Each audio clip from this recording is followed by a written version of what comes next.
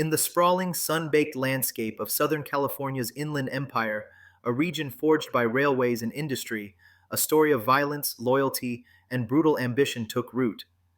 This is the story of a man whose life charts the dark evolution of a neighborhood crew into a notorious street gang. He is a founding father, a convicted killer, and a validated member of a criminal empire. This is the complete story of Joseph Manuel Montes. Our story is set in Colton, California. While many today associate the nickname Hub City with Compton, historical records confirm Colton earned that title first in the 19th century as a critical nexus for the nation's railroads. But in the late 20th century, another kind of hub would form here, a hub of street gangs. This is a deep dive into the life of Joseph Montes.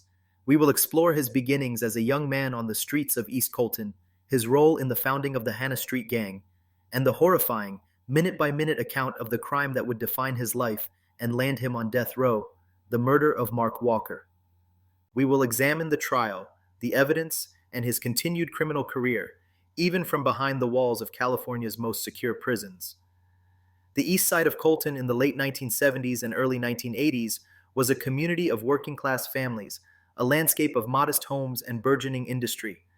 It was here, in this environment, that Joseph Montes, known as Moe, came of age. While details of his specific birth date and early childhood are not publicly documented, his story truly begins with the formation of a brotherhood. This was the genesis of what would become the East Side Colton Gang, and according to a first-hand account from one of its founders, it didn't begin with criminal intent. It started as a group of brothers who grew up with each other in the East Side. The center of their universe was Hannah Street, the home of a close friend that served as their daily meeting point. They were a tight-knit crew, and they gave themselves an identity born from that place: Hannah Street. The original 7 founders included Frank Soto, Michael Vargas, Greg Rodriguez, Marcos Lopez, Chris Lopez, David Gomez, Baby Isaac Garcia, and of course Joseph Manuel Montes. They were young, and they were loyal to each other. Early photos taken on C Street right next to Hannah capture this nascent stage a group of friends, not yet a gang. Their initial code, as recalled by a founder, was different from the brutal realities that would come later. They towed the line. There were rules: no drive-by shootings, a limited use of guns, and no violent jumping-in rituals for new members. In these early days, their policy was one of peace within their own city. The crew grew quickly. The original 7 swelled to a group of at least 30 in less than a year, their reputation spreading from the east side of Colton to neighboring cities like Rialto, San Bernardino, and Redlands. The informal brotherhood of Hannah Street was destined to evolve. As the gang culture of Southern California solidified, the crew adopted a more formal identity. They became East Side Colton, and in a crucial move, they added the number 13. This number, representing the 13th letter of the alphabet, M, was a clear declaration of allegiance to the Sereno network and its masters in the state prison system, the powerful Mexican mafia, or La M. Their territory was now clearly defined, from North 7th Street in the north down to Award Street in the south, and from East Johnson Street westward to the 10 freeway. This was the domain of East Side Colton 13. Their symbols were the letters EC, scrawled in graffiti, and baseball hats bearing the letter C for Colton. The era of peace within the city was over. The once allied relationship with North Side Colton forged in solidarity after a North Side member was killed by an outside gang called East Side Threes, crumbled into a bitter rivalry for dominance. New conflicts emerged with other gangs, like Ruthless 12th Street in Colton and the formidable Verdugo Flats from San Bernardino. The violence escalated, with events like a shooting at the Four Seasons apartment complex becoming part of the gang's violent lore. It was in this escalating world of violence and ambition that Joseph Montes would commit the crime that would make him infamous. To understand the gravity of the crime, we must first understand the victim. Mark Walker was born on May 31st, 1978. He was a 16-year-old kid from Banning, California, a football player at Beaumont High School. He came from a family deeply rooted in law enforcement.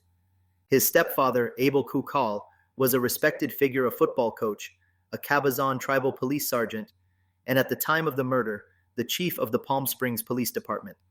Mark's brother, John Walker, was an officer with the Colton Police Department, and his other brother, Scott Walker, was a U.S. Marine.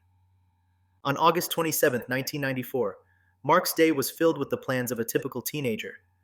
He called his best friend, Jason Probst, to arrange attending a concert. He visited his girlfriend, Leah Lynn. He returned home, and his mother, Judith Kokal, gave him two $100 bills to go clothes shopping at the mall. Around 6:40 p.m., Mark left his house in his stepfather's gray Buick Regal. His mother told him to be home by 11 p.m. She would never see him alive again. Before his plans for the evening could begin, Mark made a stop at Jay's Market in Beaumont. Inside the store, another teenager, Nathan Hanvey, was buying a candy bar. Hanvey saw Walker at the checkout counter, paying for a fountain drink. He noticed the substantial amount of cash in Walker's wallet, and then he noticed the group of 5 or 6 young men in line behind Walker. Hanvey described them as scary-looking Hispanics. He watched as they eyed Walker's wallet and gestured to each other. He recognized one of them as a fellow student, Travis Hawkins. At trial, Hanvey would identify two others in that group, Ashley Gagos and Joseph Montes. The plan was set in motion. The group followed Mark Walker and carjacked him, taking control of his Buick. From there, Montes drove the stolen car with its 16-year-old captive to a birthday party at an apartment complex at 1599 Plaza den Noah Drive in Corona. The party was for George Varela, who lived there with his sister Sylvia and his brother's girlfriend, Marcy Blancart. Montes and his accomplice, Ashley Gagos, knew the Varela brothers from growing up in Beaumont. Earlier that morning, Montes and Gagos had visited the apartment. Gagos had shown George Varela a black handgun, which George offered to buy, but Gagos refused to sell. Now, hours later, Montes arrived at the party in the stolen Buick, accompanied by Gagos, his cousin Travis Hawkins, and a fourth man later identified as Miguel Thumper Garcia, a member of the Barrio Beaumont Rifa gang. On the apartment balcony, among the partygoers, Montes approached George Varela with a request: help him drop off the car. He claimed it belonged to a friend, but George suspected it was stolen and initially refused. However, Montes was insistent. Varela's former girlfriend, Kimberly Speck, had hidden the keys to his white van to prevent him from driving drunk, but he demanded she retrieve them. He had to do a favor for Montes, he said. Montes, Hawkins, and Garcia left in Walker's gray Buick. Shortly after, George Varela followed in his white van. The stage was now set for the final horrific act of the night. The two vehicles traveled just 3 miles to Palisades Road, a dark, isolated stretch of asphalt with no streetlights. Around 8 o'clock p.m., a resident named Alexander Silver, who lived on a hill overlooking the road, was talking with his family in his backyard. He heard what he believed were 4 gunshots. He ran to his fence and saw the 2 vehicles below the Buick and the white van. He saw 3 Hispanic men near the open trunk of the Buick. For an instant, he thought he saw one of them extend an arm. The men then scurried into the van and fled. Silver called 911. Corona police officers Craig Taylor and Gary Bauta arrived at 8:32 p.m. The van was gone. They found the gray Buick, its trunk open and the dome light on. Inside, they found the body of Mark Walker. He was lying on his back, one leg out of the vehicle, deceased. The crime scene told a story. Investigators found tire tracks in the dirt that matched the tires on Varela's van. They collected 4 spent 9mm cartridge casings. And they found 2 latent fingerprints, one on the hood, and a second crucial print on the glass of the driver's side window. An autopsy performed by pathologist Joseph Choi on August 31st revealed the full horror of Mark Walker's final moments. He had been shot 5 times at close range, once on the top of his head, once on the right side of his mouth, and 3 times in the left side of his face. Dr. Choi believed Walker was shot while he was still alive and trying to get out of the trunk. Months later, on January 17, 1995, a jogger found the murder weapon, a 9mm Glock handgun, in a trench a mile from the crime scene. Ballistics tests confirmed it was the gun used to kill Mark Walker. Back at the party, Montes and his crew returned in the white van. The gray Buick was gone. Witnesses gave conflicting accounts of their demeanor. Some said they seemed normal. Others described Montes as jovial, while Vera and Gagos were subdued. Kimberly Speck said her ex-boyfriend, George Varela, was pale, worried, and in a panic. In the hours that followed, Montes began to talk. He used Sylvia Varela's bedroom to make a series of phone calls, including one to his own father in which he claimed responsibility for the murder. He openly bragged to Sylvia, "I did this," and told multiple partygoers that he had earned his stripes for the killing.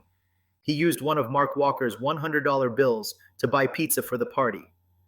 The next day, when a newspaper article about the murder appeared, Montes initially feigned innocence to Kimberly Speck, saying, "Can you believe they're trying to pin this on me?" But later that day, as George Varela drove him back to Beaumont, Montes showed him the newspaper clipping and confessed in chilling detail. He described how he had pulled his sleeve down over his hand to protect it from blood splatter as he shot Mark, and how he had to turn away as he continued to fire because the sight grossed him out. He even showed George a blood spot on his sleeve. As they arrived at Montes's neighborhood, a man named Victor Dominguez saw them and issued a stark warning to George Varela. "You're riding with the 187, the California Penal Code for murder." Inside his father's house, with police arriving to arrest him, Montes made his final, chilling confession, justifying the murder by saying, "I had to do it. I ain't going to let 4 vatos go down for some white boy." Joseph Montes was arrested on August 28, 1994. The trial that followed laid bare the brutal facts of the case and the complex web of gang affiliations.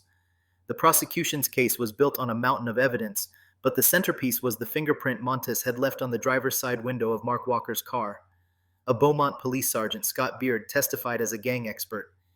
He explained the significance of Montes's ESC and Sir 13 tattoos as undeniable proof of his membership in East Side Colton and his allegiance to the Sereno network.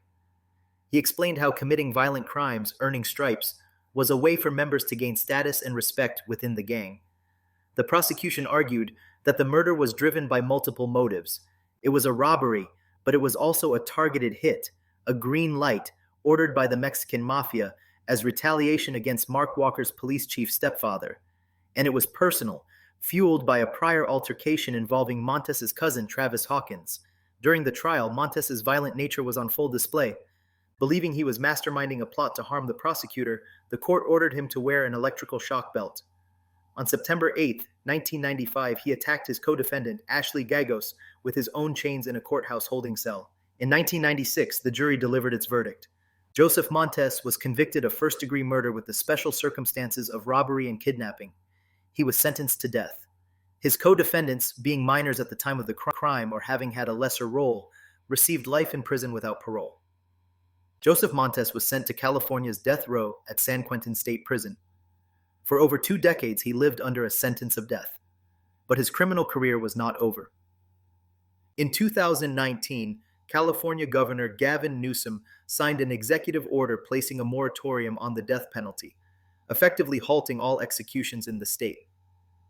Then in 2021, Montes was moved from San Quentin. He had been caught operating a criminal enterprise from behind bars, moving phones for the Mexican mafia. His deep ties to the criminal organization that ordered the hit on Mark Walker remained intact, even after a quarter-century in prison. He was transferred to a level 4 maximum security yard at Centinela State Prison, where he remains to this day. The story of Joseph Manuel Montes is a journey from a brotherhood on Hannah Street to the darkest corners of the criminal underworld. His actions on a single August night in 1994 not only ended the life of a promising young man, but also cemented the violent legacy of the East Side Colton gang. It's a story of how loyalty can curdle into ambition, and how the quest for status on the street can lead to a lifetime in a prison cell, forever defined by a single, brutal act of violence. It is a stark reminder of the forces that continue to shape the streets of the Inland Empire and the devastating human cost of a life lived by the code of the gun.